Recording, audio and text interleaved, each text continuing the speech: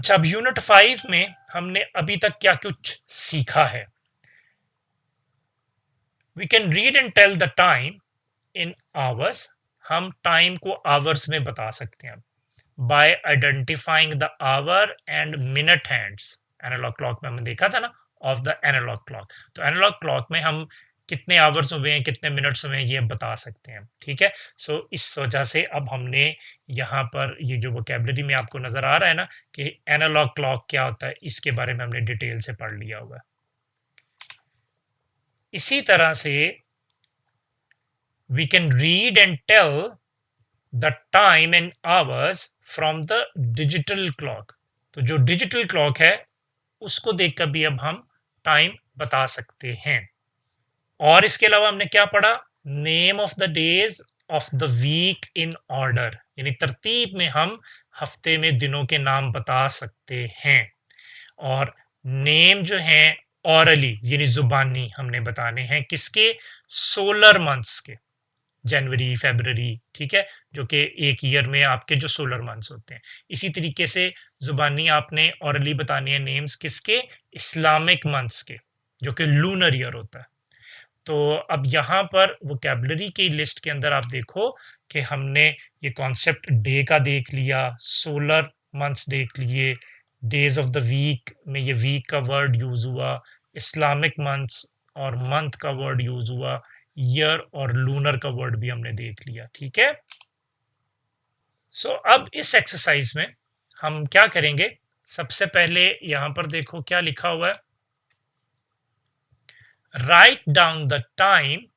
Time हमने लिखना है by looking at each clock. जो भी क्लॉक दिया हुआ है उसका टाइम अब हमने यहाँ पर लिखना है। तो सबसे पहले अब हम इस एनालॉग क्लॉक को देखते हैं कि इसमें क्या टाइम है हमारे पास। तो छोटा जो हैंड है वो 5 पे है, बड़ा जो हैंड है वो कहाँ पे है, 12 पे है। सो ये कितना टाइम होगा, 5 o'clock। इसके साथ अब ये एक डिजिटल क्लॉक दिया हुआ है, इसको देखो। तो मैंने आपको बताया था ना कि ये जो दो पॉइंट्स यहाँ पे दिए होते हैं, इनसे पहले आवर्स होते हैं और इनके बाद मिनट्स होते हैं। तो आवर्स देखो कितने हुए हैं, 7, मिनट 0 है। ठीक है, तो ये 7 o'clock है, यहाँ पे लिखेंगे 7 o'clock।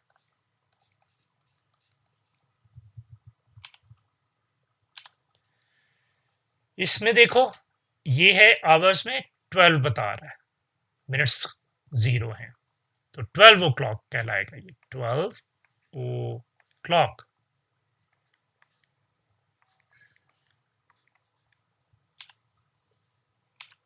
अब इस एनालॉग क्लॉक को देखो, आवर्स वाला जो छोटा एंड है कहाँ पे है, 9th पे है। ठीक है, और मिनट्स 12 पे है। सो अब हम यहाँ पर लिखेंगे 9 o'clock।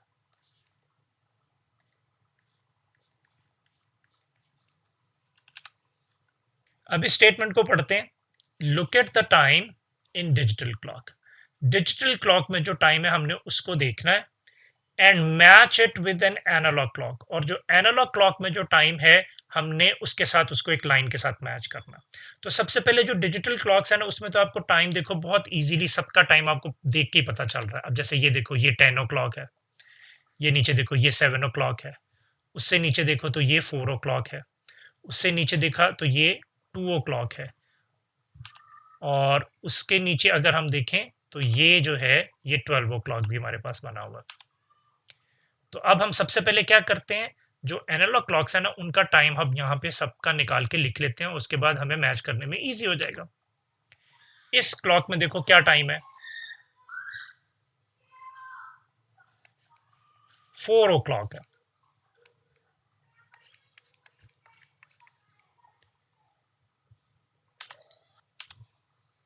इस क्लॉक में देख के बताओ, छोटी नीडल आपने देखनी है 10 पे ना, तो ये 10 o'clock है।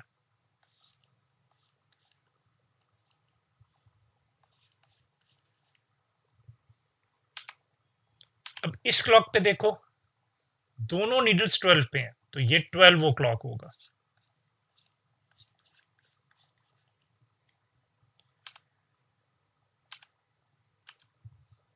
इस क्लॉक पे देखो, छोटी नीडल 7 पे है ना, तो ये 7 o'clock होगा।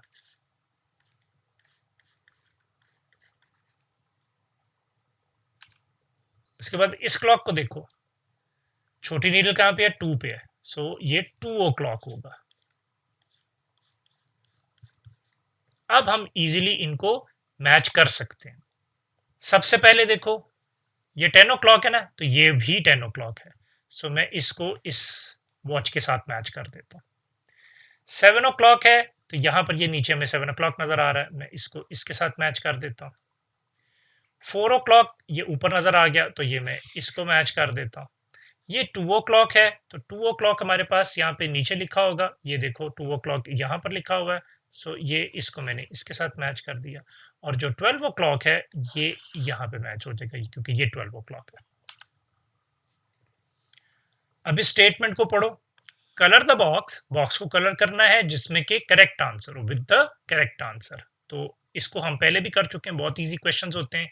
इन क्वेश्चन को अब पढ़ते हैं। पहला क्वेश्चन देखो, which day comes before Friday, Friday से पहले अब कौन सा दिन आता है। तो अब अगर आपको याद हो कि फ्राइडे वाली पोजीशन कौन सी आती है, बताओ मुझे, फ्राइडे वाली पोजीशन कौन सी होती है, 5th पोजीशन होती है फ्राइडे वाली, ठीक है।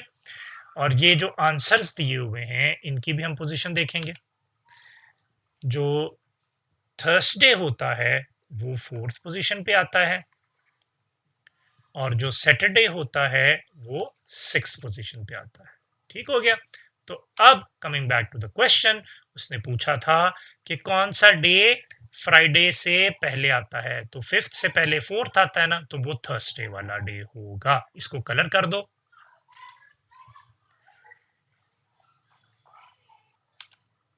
अब इस क्वेश्चन की तरफ आते हैं, which day comes after Monday, तो मंडे के बाद कौन सा डे आता है। तो मंडे की पोजीशन क्या है, फर्स्ट पोजीशन है, ठीक हो गया। तो इसके जो ऑप्शंस हैं हम उनकी भी पोजीशन देख लेते हैं। संडे ये 7th पोजीशन पे होता है, ट्यूसडे ये 2nd पोजीशन पे होता है। अब हमने यही बताना था ना, मंडे के बाद कौन सा दिन आता है, फर्स्ट के बाद सेकंड आएगा ना, तो दैट इज ट्यूसडे। सो अब हम यहां पर ट्यूसडे को कलर कर देंगे।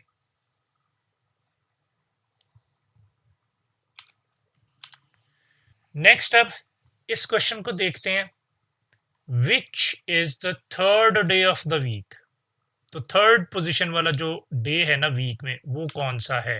तो जो ऑप्शंस हैं हमारे पास वो ये दो ऑप्शंस हैं, एक है ट्यूसडे और एक है वेंसडे। तो इनके नंबर्स लिख लो, जो ऑर्डिनल नंबर्स इनको असाइंड होते हैं। ट्यूसडे है 2nd, वेंसडे है 3rd। सो उसने थर्ड का ही पूछा था, तो अब हम वेंसडे को कलर करेंगे।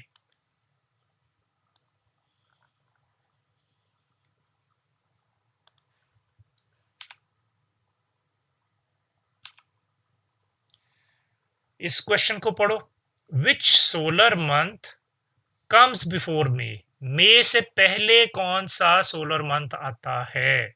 सो मे का पहले तो मुझे ऑर्डिनल नंबर बताओ, रिकॉल करो, 5th पोजीशन पे होता है मे, ठीक हो गया। तो अब हम इसके जो आंसर्स हैं उनको अगर देखें, तो यहाँ पे दो ऑप्शंस हमारे पास गिवन है, एक जून है और एक अप्रैल है। तो हमने यही बताना था कि जो मई है ना उससे पहले कौन सा मंथ आता है। तो आपको याद है इसकी पोजीशन, ये 4th पोजीशन पे होता है और जून जो होता है वो 6th पोजीशन पे होता है। तो हमारा जो मई है वो 5th पोजीशन पे था, तो उससे पहले कौन सा होगा, 4th पोजीशन वाला, जो कि अप्रैल है। तो हम अप्रैल को कलर करते हैं। अब इस क्वेश्चन को पढ़ते हैं, which is the first solar month, solar month पहला जो है वो कौन सा है, सबसे पहले वाला सोलर मंथ उसका नाम क्या है। तो आंसर्स में अगर हम देखें तो दो ऑप्शंस हैं हमारे पास, एक है जनवरी और एक है फरवरी। तो जनवरी जो है ये फर्स्ट पोजीशन पे होता है, फरवरी हमारा 2nd पोजीशन पे होता है। तो उसने फर्स्ट पूछा था, तो फर्स्ट वाले को कलर कर दो जो कि जनवरी है।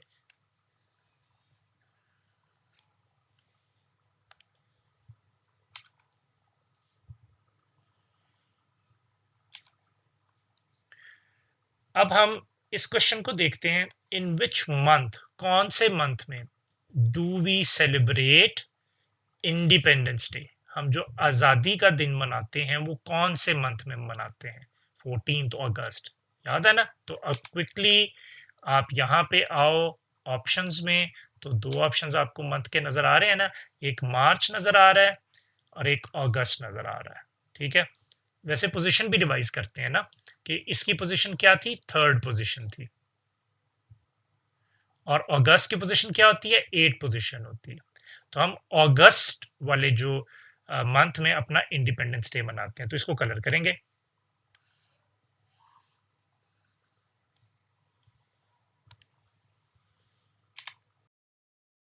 अब स्टेटमेंट को पढ़ो, match each Islamic month with correct ordinal number. तो अब हमने जो इस्लामिक मंथ्स हैं और जो उनके नंबर्स हैं ऑर्डिनल नंबर्स, उनको हमने मैच करना। तो हम फर्स्ट से स्टार्ट करते हैं।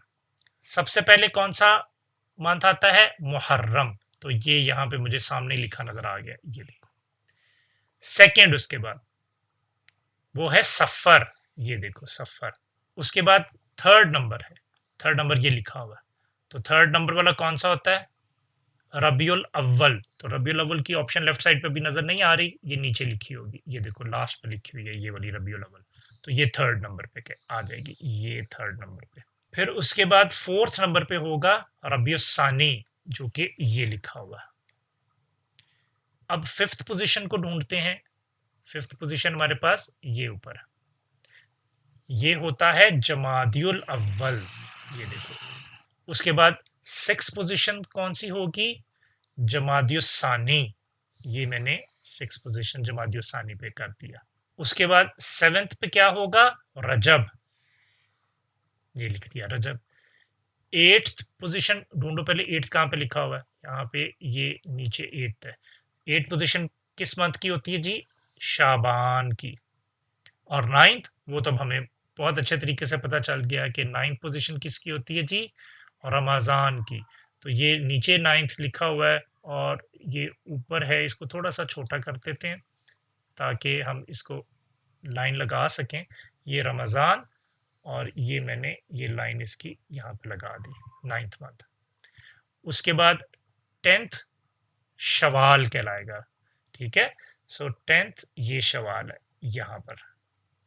उसके बाद 11th कौन सा मंथ होता है हमारा, जिकद होता है। तो ये देखो ये 11th और ये जिकद। उसके बाद लास्ट में जो 12th हमारे पास होता है वो होता है जिलहज। तो जिलहज ये 12th यहाँ पे लिखा हुआ है और जिलहज ये लिखा हुआ है। तो ये मैंने इसको भी मैप कर दिया। आज हमारा यूनिट 5 जो है ये भी कंप्लीट हो गया।